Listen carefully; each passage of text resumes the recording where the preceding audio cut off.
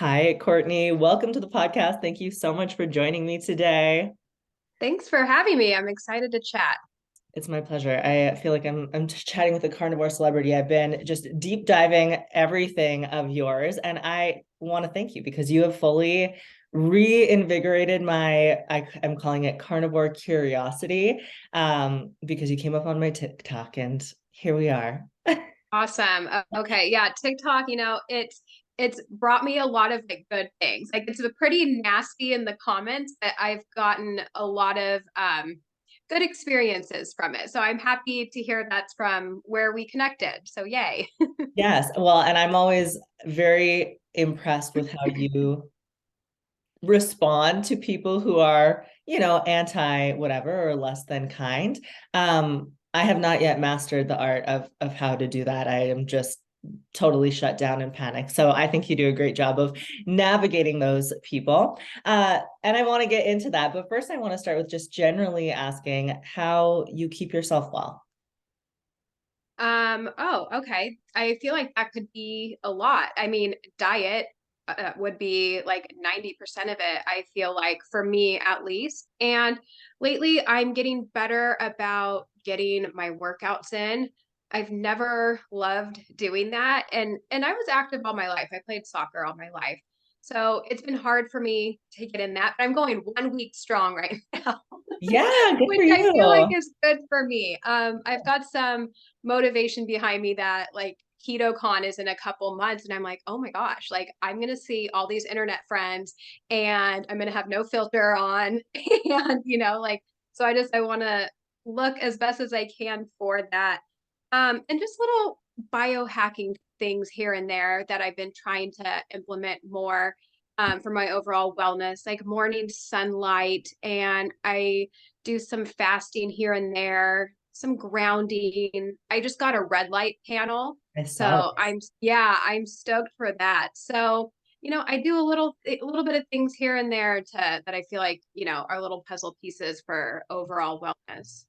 I think that's a really great way to put it, like the metaphor of a puzzle. And I feel like that nutrition is almost like, you fill in the border first. Yeah. Um, and I have been following your carnivore journey, and I think that there's huge merit to dialing in nutrition first and then adding in the exercise, because it's a lot to try to 180 everything all at once, and it can become really overwhelming. So I know with my clients, sometimes we do it, it's dependent on the person. You like rip the band-aid off and just like let's do the whole thing.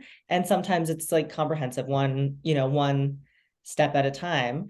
And that's a really balanced approach. Like you've got the mental and the physical. And then in terms of mental health, do you do anything specific? Because I know that's something that you'd been talking about with your carnivore journey, is wanting the mental health benefit too.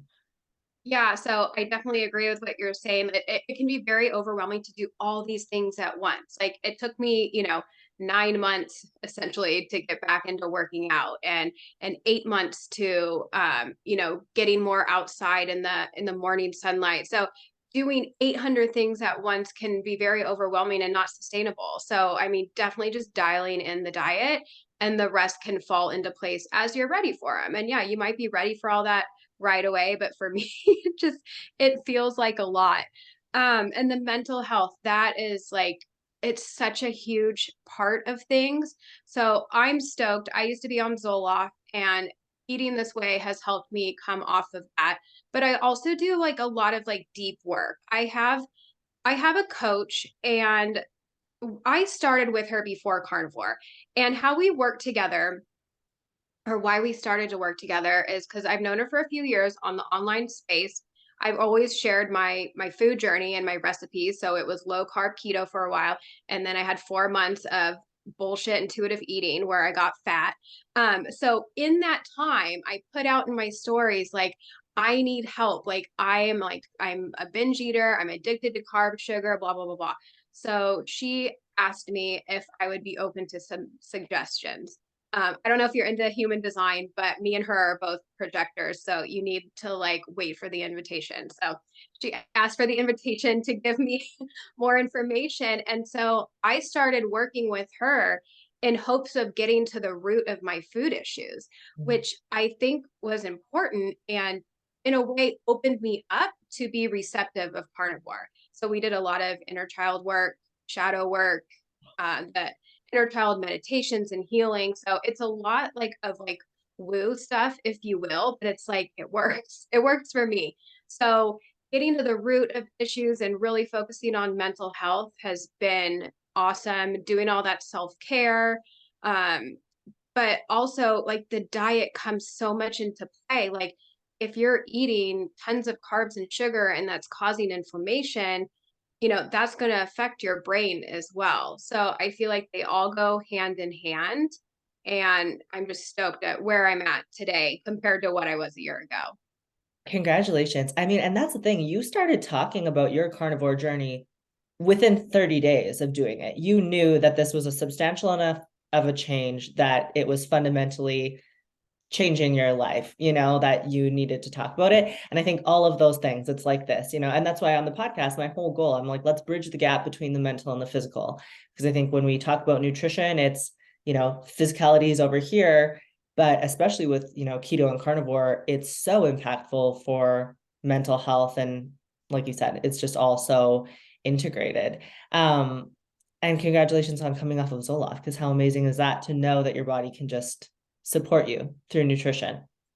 Yeah, that was nice because I was on a very high dose at one point and I just felt so numb. Like I'm an emotional person. Like I will cry over a puppy commercial. And we'd be like watching movies and my husband would look at me like expecting me to cry and I'm just like, nothing. So we lowered the dose. This is still before carnivore. So it was so low that it was helping a little bit, but I still wasn't great. So I was able to see and feel how when I started carnivore I could tell a shift in my mood because the meds weren't doing quite enough. So after a while, I'm like, oh, I feel so much better. Like I feel a difference. And so I'm like, let's try and wean myself off of it. Good for you. Well, and coming to that intuitive conversation, I feel like there's almost pressure within the dieting world to be intuitive. And I, through my personal experience and coaching, think that it's nearly impossible to eat intuitively on a carb-based diet because of what carbs do to our glucose and resulting insulin and all the cravings and hormonal shifts that come with it. And I know you made the choice to cut out fruit, and I believe right now you're doing no dairy as well. And I think even those inclusions make it a little bit more challenging for people to even do animal based and intuitively, because they do have like the fructose has that influence on insulin, and even lactose has that, slight insulin response as well. So I think intuitive is way easier on more the farther you get towards carnivore. Yeah, I agree. So before I even, because I did start out animal based for the first 5 weeks. And right before that, for 4 months, I tried to intuitively eat all the things. I fell into that anti-diet culture, influencers on Instagram. It's like, there's no bad food. Everything's on the table. I'm like, great. Yes, I can have my croissants. Okay. Well, when you're a carb and sugar addict, continuing to eat those foods aren't going to be beneficial for you. You're still going to like obsess over them and think about them all the time. Even when I was keto, having all those like keto treats, even though they fit my macros, like it was just constant. I was constantly thinking about carbs and sugar. So that's where I was before I jumped into animal based. And so I did animal based for 5 weeks, being mindful of the carbs because of coming from a low carb place. So I'm like, okay, I had some like blueberries and maple syrup, some honey. I was probably around 50 to 75 carbs.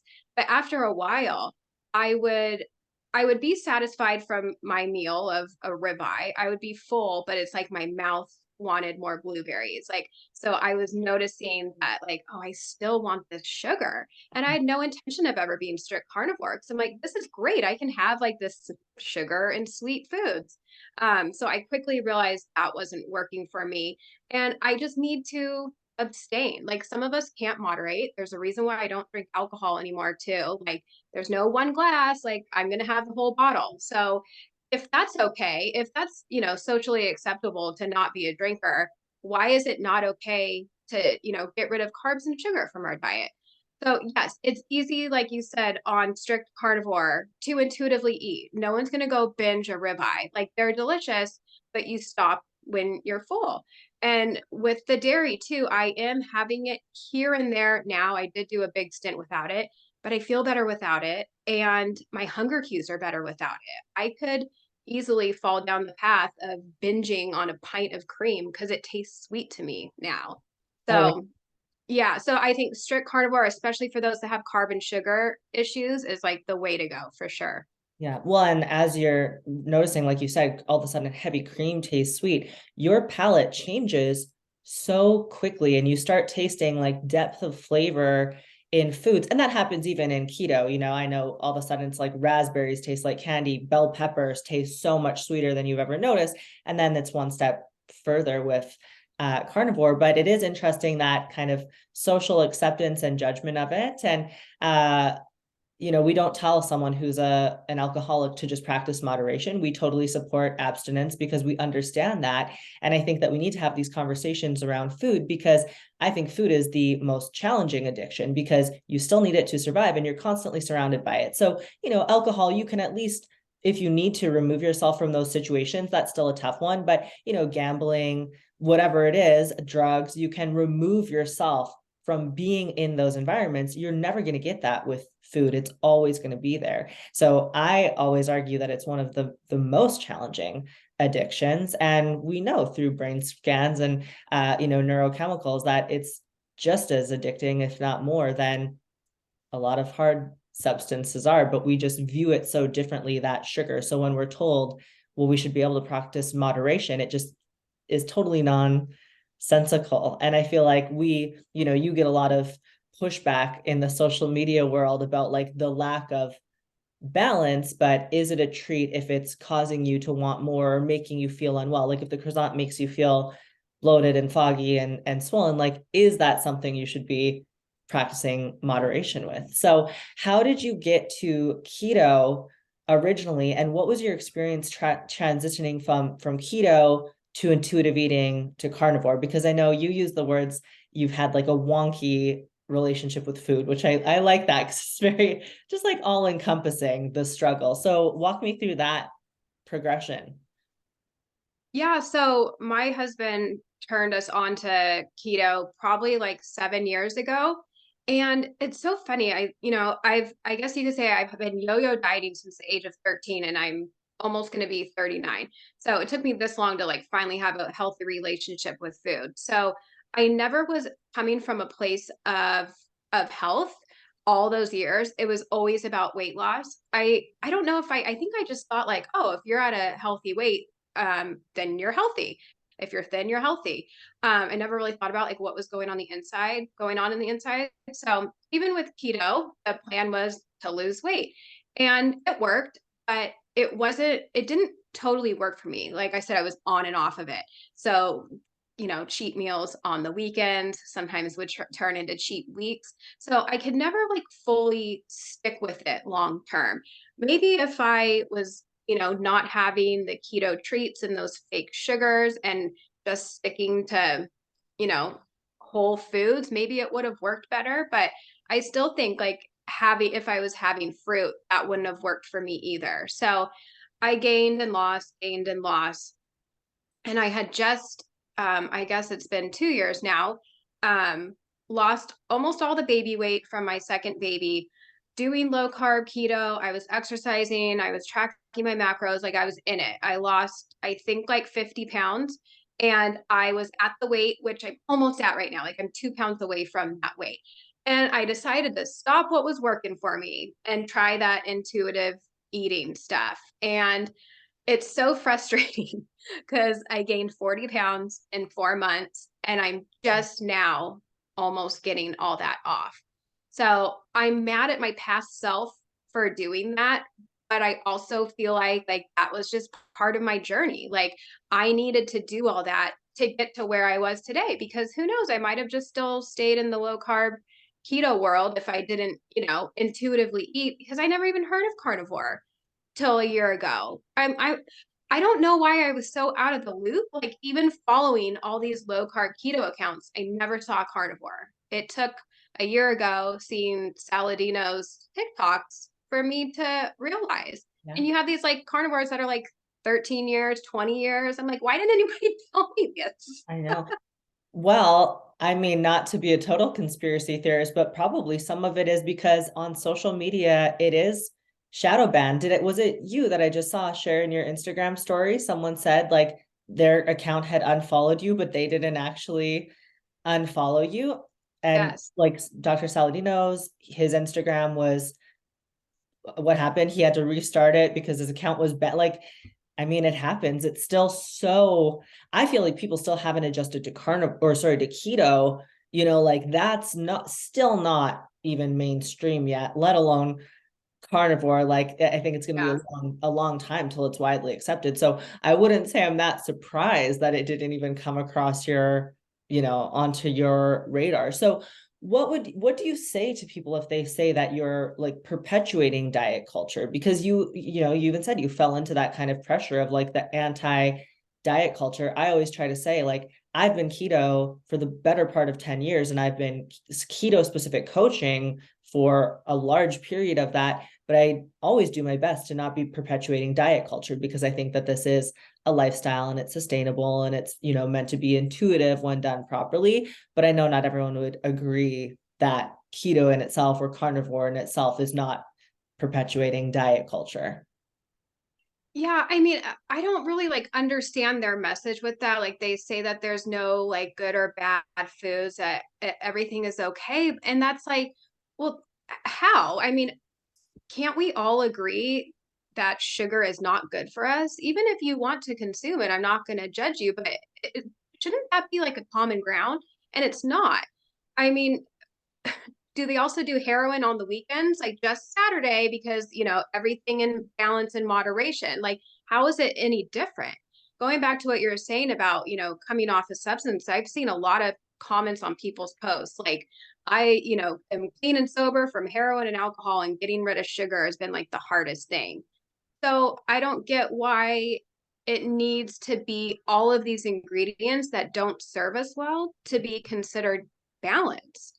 So, yeah, someone might say that, this is diet and diet culture, but to me, I feel like it's the optimal way that we should be eating. And why do we need to have these garbage ingredients that are new too? Like these are all like new to us. We didn't have, pastries, hundreds of years ago. So why is that supposed to be okay? I don't know. I feel like people have been brainwashed, and it all comes down to money. Follow the money trail. All these companies are just trying to get money. That's what I say when I try to talk about that side of things, it's very difficult to talk about it and not sound like a conspiracy theorist. I'm like, no, I know it sounds crazy because it is crazy where you see where the funding's coming and who's publishing the studies and like it's absolutely bonkers, and understanding like where big pharma comes into play and then where the food companies come into play with the research. So I think it's true we've normalized it, but we also at one point thought it was normal for pregnant women to smoke cigarettes and to smoke in a dark. Like we've thought lots of things were normal within the last 100 years, which now we think sound absolutely bonkers. So I'm hoping that with time, that's part of it. So what does your version of carnivore look like right now? Because I noticed that you don't seem to do lots of like anywhere you can tell me pork. I'm currently on a enjoying pork and eggs kick right now. So I'm just curious. I want to know what your version of carnivore looks like right now, because I know there's been some fluctuations within, what are you, 9 months now carnivore? Yeah, so I do have pork. I actually just made a huge instant pot of Oh, pork the other day for carnitas. oh, Yeah, so I pretty much eat every animal. If it has eyeballs, I've eaten it. But mainly beef. I feel my best with lots of beef. So burger patties, just bowls of ground beef, ribeyes. Do a couple steaks of ribeyes a week just to like mix it up for different textures. But I love chicken wings. I've been loving chicken wings lately. I do have some pork occasionally. Bacon, have a lot of bacon. I eat a lot of butter. People do not appreciate that.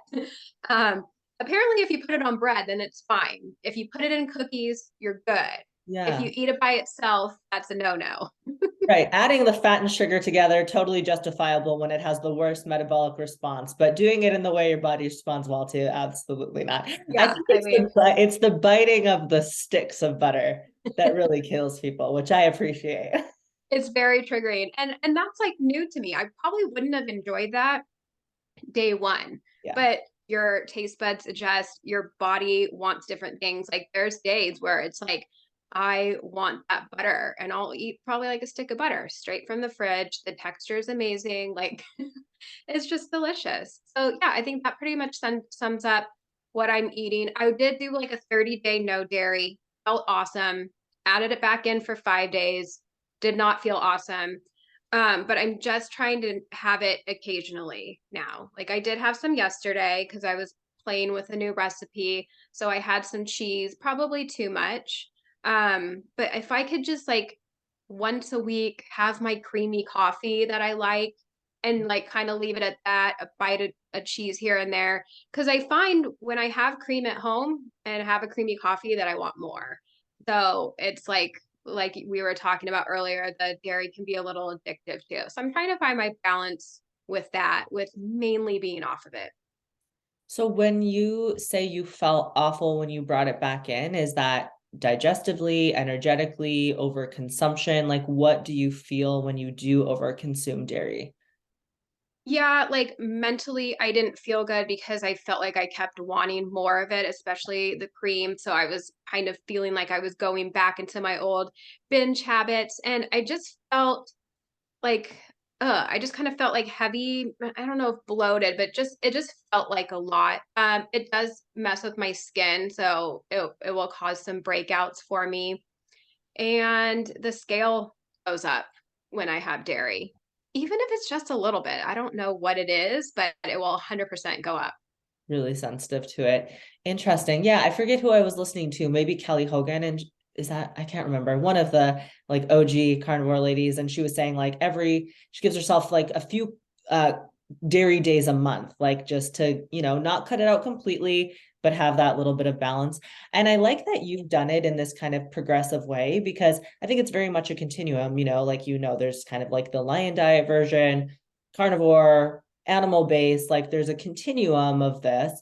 And I think you started with more flexibility and then have like, brought it down and then introduce things again to see what works for you.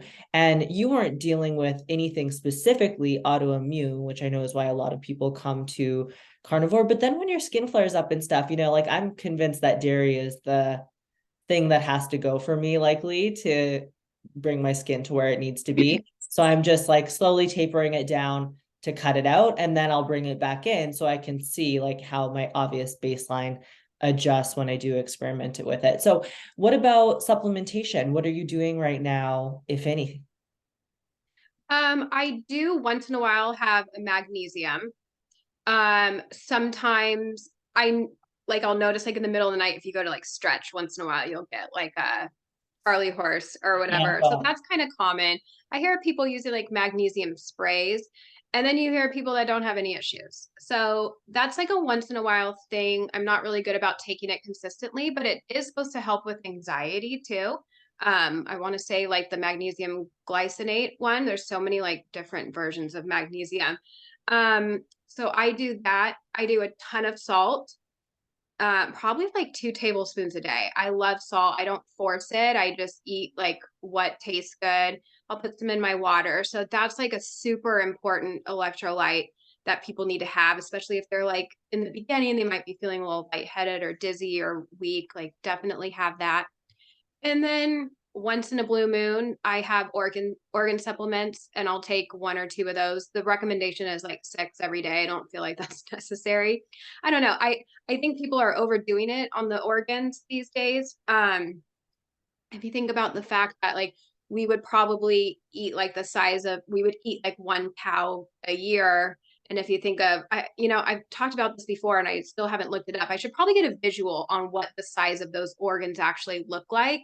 But I don't think it's as much as people are having. And I think there can be some issues with that. Like it was too much vitamin A or something, toxicity. Yeah. So yeah, I would be mindful on the organs. That's really interesting. You mentioned vitamin A because for my skin, I'm taking Accutane, which I don't know if you know anything about, but it's really challenging on the body. And I'm convinced that one of the reasons I've responded well to it is because I have so much fat in my diet, and vitamin A is fat soluble. But that's something that I always consider too is so say whether it's a family or a tribe or however we would have been eating historically, yeah, one ruminant animal to a group of people, whether 5 or 15, you're dividing those organs over a stretch of time and a quantity of people that you wouldn't be eating a whole liver personally over a week. Like, I think it's really small doses. And then even the organ companies, like the supplement companies, although I would think they're probably doing a better job than a lot of other supplement companies in the industry, they still want to make money. So they want you to be using it on a regular 30-day basis. So you have to replenish. But I've heard, I don't eat organ meat consistently enough, but I've heard a lot of people say that they can kind of feel when they're craving it and when they feel like they're lacking something. So you never regularly used an electrolyte supplement, just sodium, magnesium from time to time. Yeah, I never did like the hat you're wearing. I did get a box of the things and I sent them with my husband to work. So I've actually never tried them. When I was keto, because they talk about potassium a lot, like we would get light salt and put that in water because it has potassium in it. Because potassium's like hard, it's weird. Like I've looked into supplements and it's like super low, like a very low percentage of like what you would need in a day. So but I haven't been using that since carnivore. So I don't know what I don't know. I'm confused on the potassium thing because it was really pushed with keto. Well, and I think it is, you do need a small amount, and in keto, people get it through like avocado and other sources fairly easily. But I mean, that's the beauty of the simplicity of it is you can get essentially everything you need through red meat. I love eggs. I saw you were saying that you're not a huge egg lover. But eggs, you get a large variety of nutrients as well. And I just like the little bit of textural difference. I feel like egg yolk is my condiment now alongside I butter. do love that. Yes. I've been actually since I did that BBBE, which is beef, bacon, butter, and eggs, I developed a more of a love for eggs. Like I'm still not it, but like I like soft boiled eggs and stuff. So I do love a runny yolk. But it just made me think of the potassium. I think I just shared this in my story, so that I should remember properly. But bacon, like having a pile of bacon has more potassium than a banana. So I guess that's enough, right? Yeah. Yeah, you're getting everything you need. And actually, I think the BBE, that's where I kind of came across you because I started watching your daily Mm. food updates and what you're doing. So I would love to know how you navigate this in a family setting, because if I remember, it was your husband that kind of like mentioned carnivore to you originally. So is your whole family carnivore now? Do the kids do a keto carnivore hybrid? If you're willing to talk about it. Yeah, so yes, my husband's carnivore. He occasionally on business trips will have some off-plan stuff and some cocktails, but he bounces right back. It's not like a trigger for him to like Mm. start eating all these carbs. But he's been strict carnivore since the beginning, even though I was animal based. And the kids, we've made lots of changes. I'm assuming no haters are going to be listening to this. I feel like I can be a little honest because I've Yeah. shared stuff before and they just like rip me apart. So it's like I don't talk about my kids on TikTok at least. But they are very animal heavy and they do have fruit, dairy products, all that, but they do still have some grains here and there. We try to be mindful of it. It's hard. The kid thing is hard.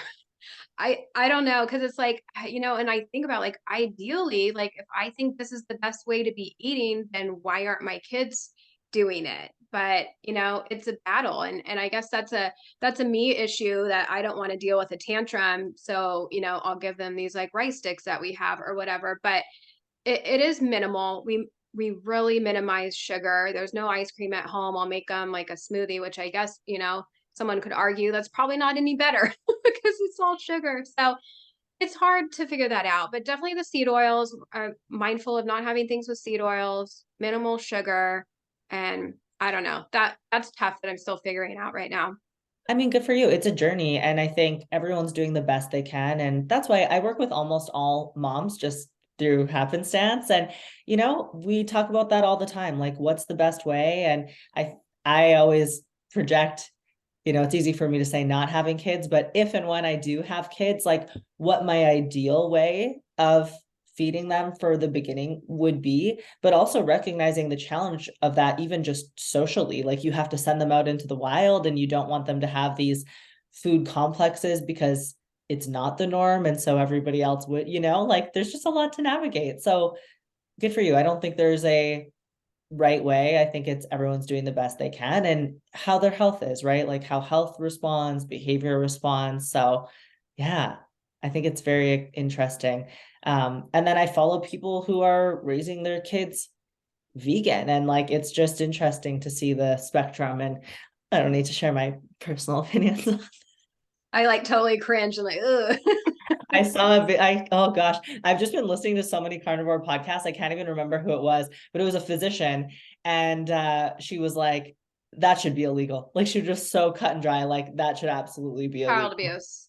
And I mean, there's not enough evidence. And that's the thing, like I've been doing keto for so long and people are like, there's no evidence of long-term keto effects on health. I'm like, the evidence is that we're here as a society because we would have had to be keto and carnivore for the majority of existence as humans. Like that is the evidence, like we don't have, yes, statistics on morbidity and mortality rates, but we know, there's a lot of common diseases that just weren't in existence, prior to processed food and industrialization of food. So yeah, I feel for parents trying to navigate the food situation with kids. Especially if you're transitioning right now yourself. It'd be different if like you're carnivore or keto, you're loving it, and then you have kids.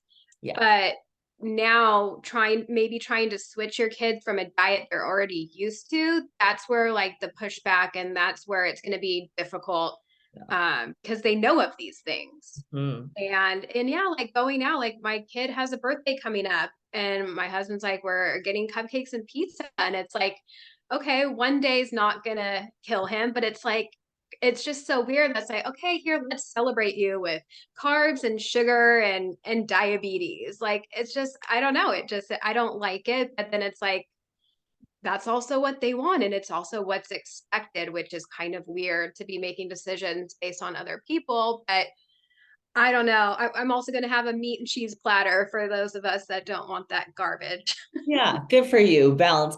I mean, I think that's the thing. I really I've said this as long as I can remember, and I really do believe it's true. Like, I think that eventually, I like to say ketones will be the fuel of the future. Like, I think that this will be maybe not carnivore, but keto based somehow, I think will be the norm based on what we're seeing with disease. Like, and I mean, like you said, diabetes, type 2, insulin resistance, like there's just so much going wrong that I'm like, maybe this is just me crossing my fingers and hoping for the best. Like, but something's got to give. Like, we have to make changes in terms of health policy. I mean, I'm in Canada, you're in the States. The food guides in both of our countries have such a long way to come. So I would love the day where that's not expected on a kid's birthday party. But I think that's right. Like, my favorite quote is, don't ruin good for perfect.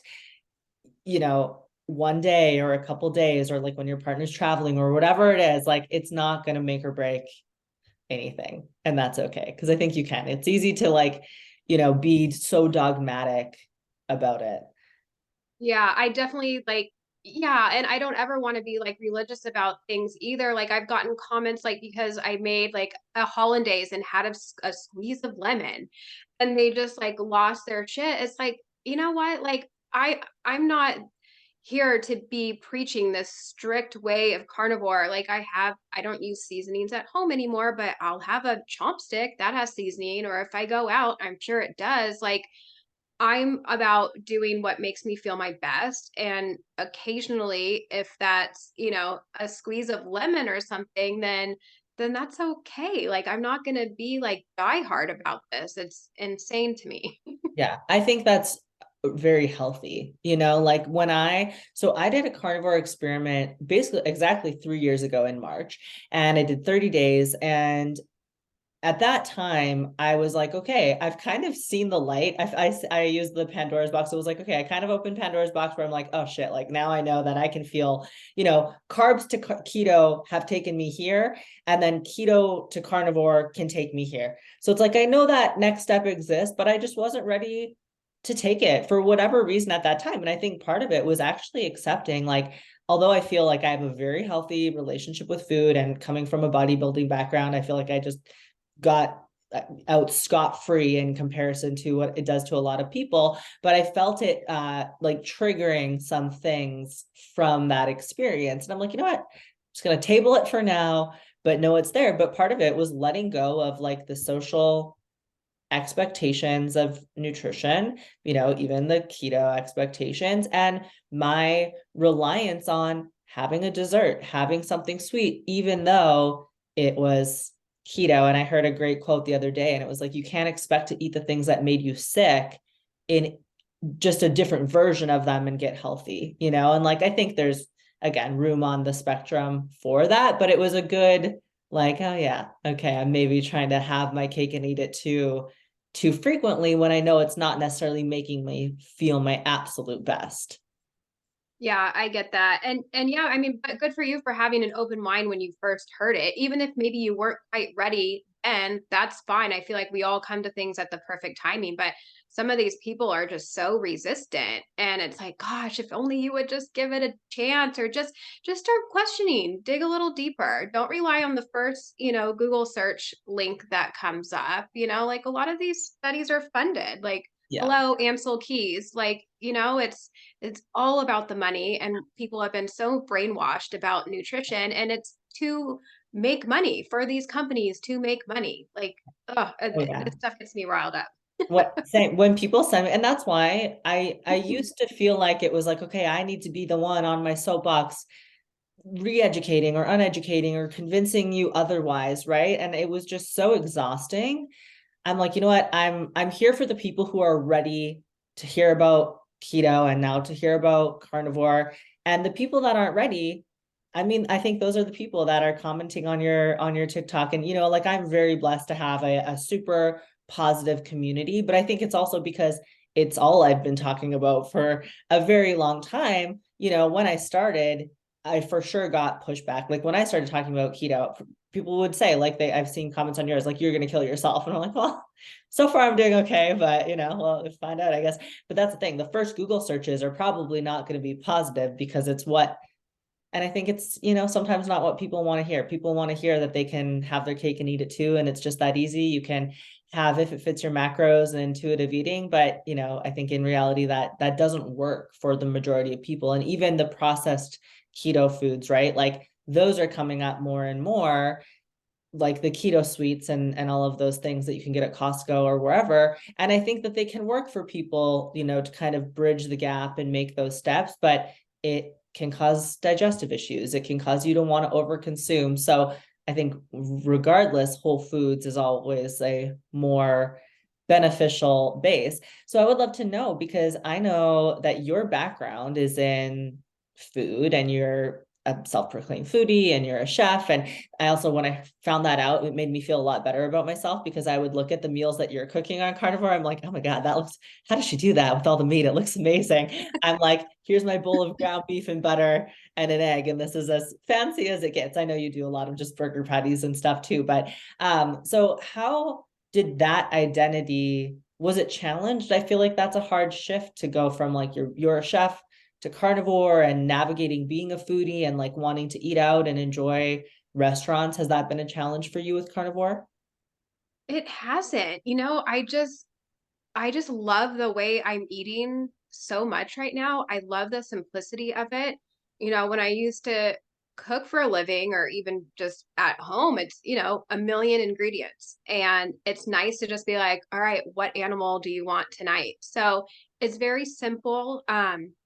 And yeah, going out to eat, I mean, I'm not tempted by anything, and I feel good eating this way. So, if things weren't working or I didn't feel great, then it would probably be tempting or it would be a struggle. But I'm like excited by the way I eat. Like it's fun, it's delicious. So Yeah, I mean, I'm just pumped on it. Like every day I'm excited for what I have to eat. And people are like, how do you not get bored? I'm like, because it's freaking delicious. Like, who doesn't want to eat like a bacon cheeseburger or a ribeye? Well, I guess some people don't, but I mean, it's like, I don't know. I love it.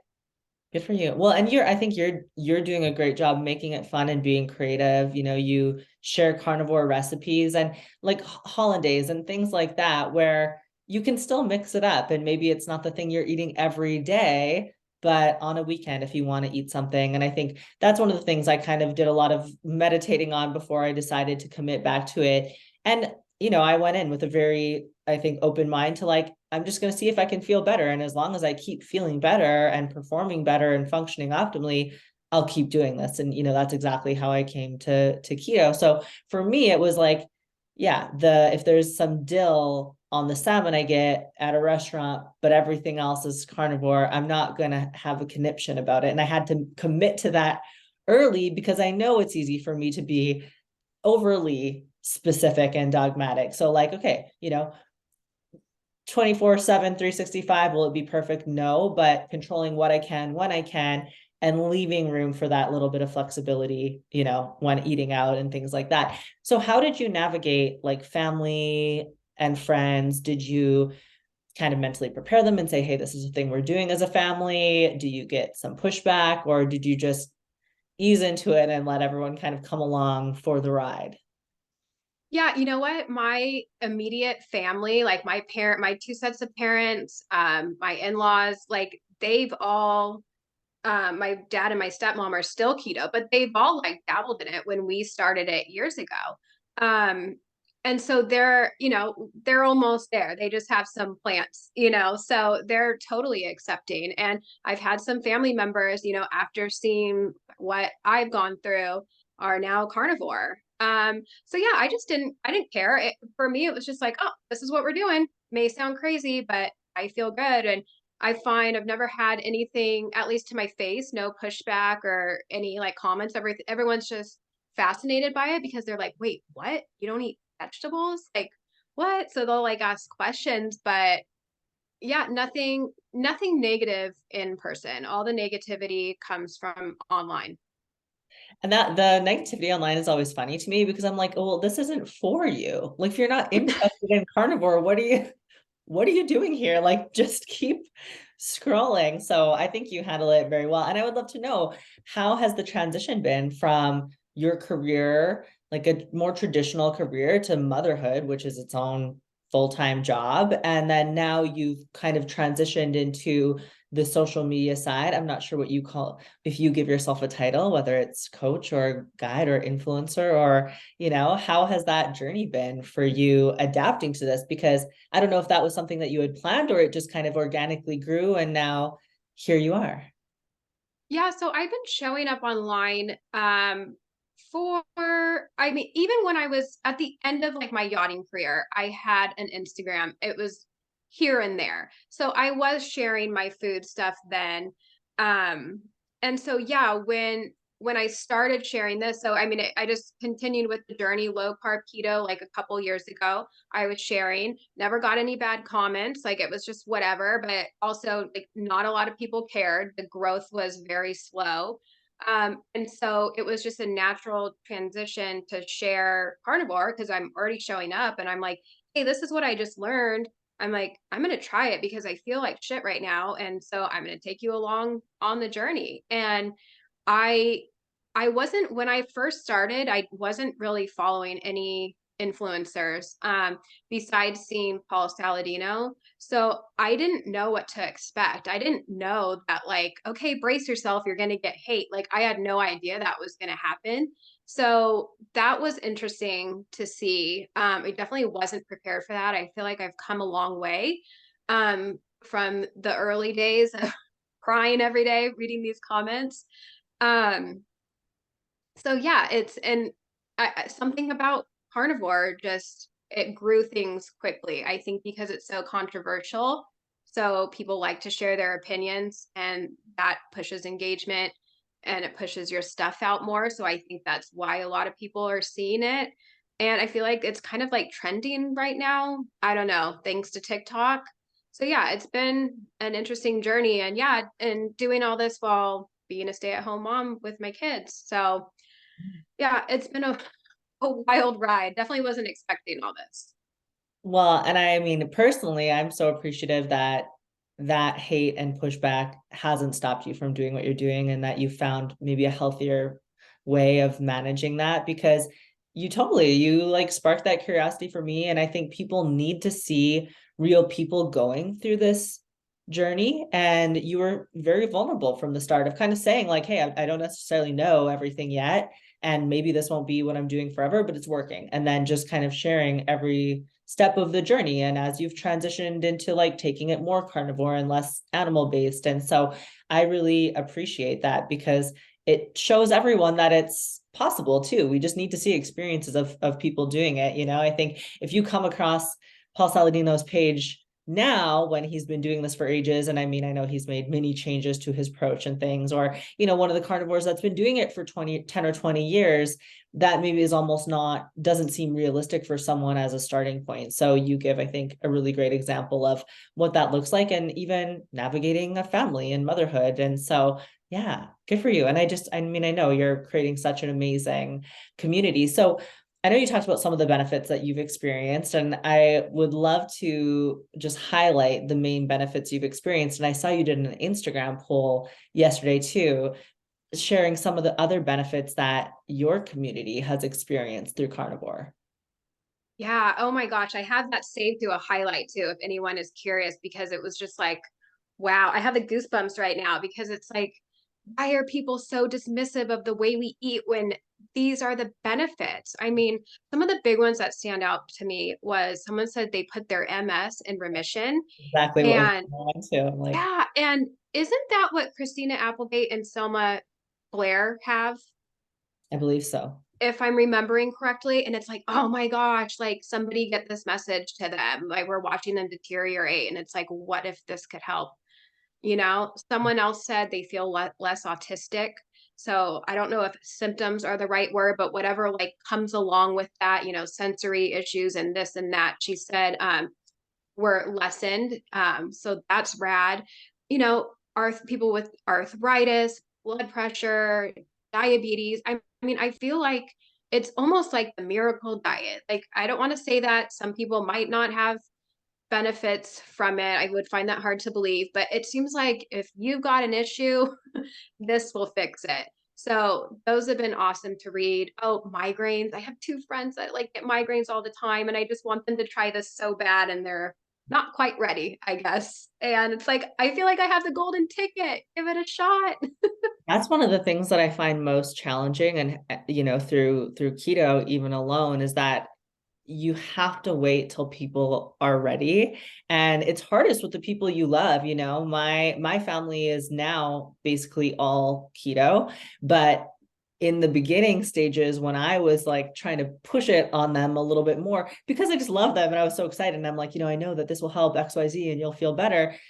If you have to wait until people are ready. And so, do you know what? I can almost guarantee that there's those people who are in your comments negatively right now who maybe in a year or 2 years they've gone through the decision making stages of like contemplation, pre-contemplation, contemplation, and you're planting those seeds now. I will have clients who come to me and they're like, yeah, I've been following you for 3 years, but like I'm finally ready now. I'm like, perfect. Like you said, it's so important. Like there's no judgment in this journey. It is the rate that works for you, and it will come as it needs to. So what myths, if any, or misconceptions did you have going into carnivore, and what would you say are the biggest carnivore myths you now hear from other people that we could maybe debunk today?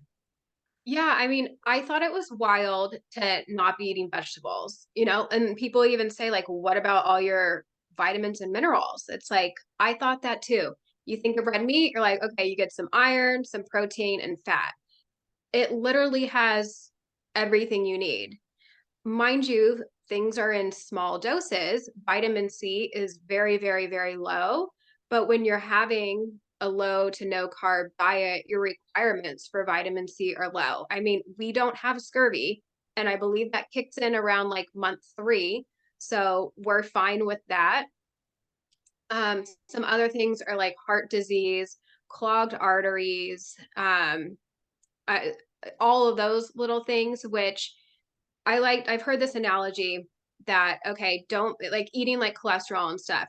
Don't blame the firefighters for a house fire. Just because they're there doesn't mean it was their fault. So, yes, when someone has heart disease or a heart attack or clogged arteries, the cholesterol is there. We're made up of cholesterol, but it wasn't the fault of eating eggs, butter, and meat. It's literally damage caused by carbs and sugar. And people don't understand that. And because they've been misinformed, they're being told that and they're believing that. So that's really frustrating. I have an interview if anyone wants to dive deep more into this with Dr. Ovadia. He's a heart surgeon and we kind of go over all these topics, and it will make you feel better if you're looking to go carnivore and you're concerned about heart issues. Yes. Okay. We'll link it. Yeah. Well, and it's funny because you even using statistics, right? Where I'm like, people understand numbers to be like, well, 70% or more of people, 70% plus of people with heart disease and who have heart attacks had totally normal LDL. But it's like, no, high LDL is the thing that I'm like, but no, no. Anyways, yeah, those are good ones for sure.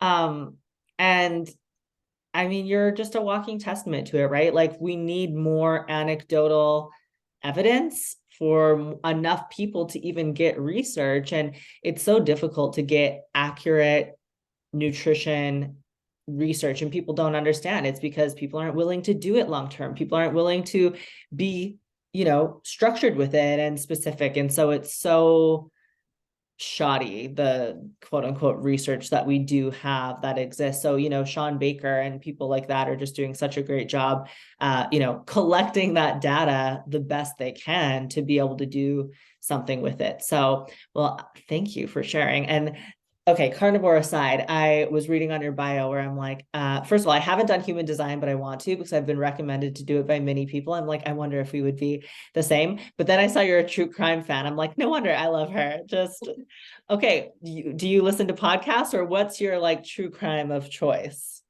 You know what? I don't. And I have them like the true crime stuff, and I've never listened. What I love doing with true crime, and this is where my love for it started, is we had a local murder. And so it was all over Facebook. And in that, someone was like, okay, here's the group for this. I'm like, what? Like, and it's like all these internet sleuths, were we basically I didn't chime in. I was always watching. But the group basically like knew who did it, put out all this information like before the news put it out. So that's where I'm at. Facebook groups that I mean, it's wild the information they find. I think some of them are like Crime Connect. I haven't been in them a lot lately. There's a few groups, and then they start new like pages for different cases, and they're fascinating. I mean, it's amazing the breakthroughs that I listen to a ton of podcasts, and they'll say like these breakthroughs came from internet sleuths, they call them, like armchair sleuths. So, wow, you're really in it. I feel like that's a slippery slope that I cannot take myself down because there may not be no pulling me back. I'd be like, sorry, I'm no longer doing nutrition and public health. I will become a I'm an digital. investigator. Yeah. Like, oh, Yeah. that's so It, cool. Good for yeah, I was you. gonna say it's exciting because they're not like past ones that like I don't know what the podcasts are about. I think it's mostly like past ones. Like the ones I'm in are like live and happening. Like this person was just murdered or this person's missing, and they start a thing. So it's kind of like live time. So it's very, very fascinating. And then of course when the trial comes and all that, like some good stuff. Well, and like potentially opportunity for you to make a contribution. Like, how amazing. Okay, that's so interesting. Well, I'm thrilled to know that about you. Okay, finally, I want to be mindful of your time. I have a few rapid fire questions that I like to ask. Who is your biggest role model if you have one? In the carnivore space or just In life, yeah, sure, wherever, or inspiration. Um, okay, personal, I say my husband. I bounce every idea off of him. I think I don't want to give him a big ego if he listens, but he really is like genius. He knows everything about everything somehow. So he's awesome. Someone outside of that would be like Gary Vaynerchuk. I'm always listening to his shit. It's very thought provoking. And even just hearing the same podcast on a different day, like you'll get a different takeaway. So he's what I listen to for like the business side of things. Yeah, love Gary Vee. What is the best advice you've ever received? Oh goodness. Oh gosh, best advice. I don't know. I feel like I guess like lately is just the advice I get dealing with the haters because I feel like that's like the one thing. Everything else is so good and that's what keeps bringing me down. So it would just be like, they're hurting. So if you can just have some like empathy for them and know that they're in a bad place and they're trying to take you down because they're unhappy, like they're projecting their issues onto you. And Gary Vee even says this, I shared it in my story the other day, like imagine how that person feels in their life if they take the time to watch your video, shit all over your video, like they're not doing well. So it makes sense, but it's hard in the moment when you're frustrated at the comments and having hurt feelings, but I'd say that's a good one. Easier said than done. Best book or resource you'd recommend to people? Book, let's see, for Carnivore. Sure. Okay. Well, we talked about Dr. Ovadia. He has a book, Stay Off My Operating Table. Super easy read too. Like it's not like Heard that. Okay. scientific-y, it's really good. And then Carnivore Cure by Judy Cho. I haven't read it front to back. I think it's organized so nicely as like a go-to resource. So if you're thinking about a topic, you can just flip it open. And I haven't, those are the only ones I have, but I do know like Ken Berry's Lies My Doctor Told Me is supposed to be really good. The Great Cholesterol Myth supposed to be great. And there's one more that I'm blanking on that I know, Steak and Butter Gal. They just did it for their book club. I can't remember. Oh, I can't remember. Is it the Oh, The Great Surprise or The Big Surprise, something like Oh, okay. Oh my gosh. Okay, I'm add to cart all of them. that. Do you have a personal mantra or quote that you kind of live by, guide by?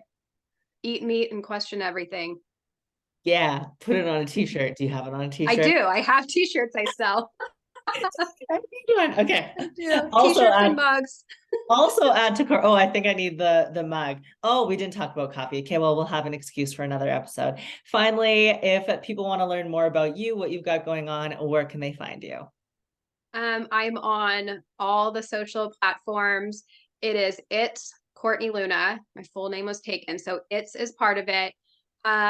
I'm really active, I would say, like on Instagram. I feel like that's where I feel like I'm, have this nurturing community. So lots in the stories, real life, all that. But yeah, YouTube, Facebook, TikTok, Pinterest. So an easy way to like organize my recipes would be on Pinterest.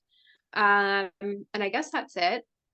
And we'll share. I'll link everything, all your resources on my site so everyone can find you. And I do want to thank you personally so much, not only for doing this, but for sparking my carnivore curiosity again. And I'm excited to have had the chance to connect. And now I'm like, I want to come to KetoCon. Yes. Oh my gosh. Yes. Do it. I Yes, mean, that but would be so fun. you'll be my only friend. So maybe I need to do some more networking before I'll be following you around like a puppy because I won't know anybody else. So thank No, you that's great. so much. And I know everyone will be thrilled to hear about your experience. Thank you for having me. I'm just, I'm so passionate about this that I just want to like shout it from the rooftops. So even if it just like helps one person that listens, like I will be happy. So yes, thank you so much for having me. My pleasure. We'll talk to you soon. Alrighty, bye.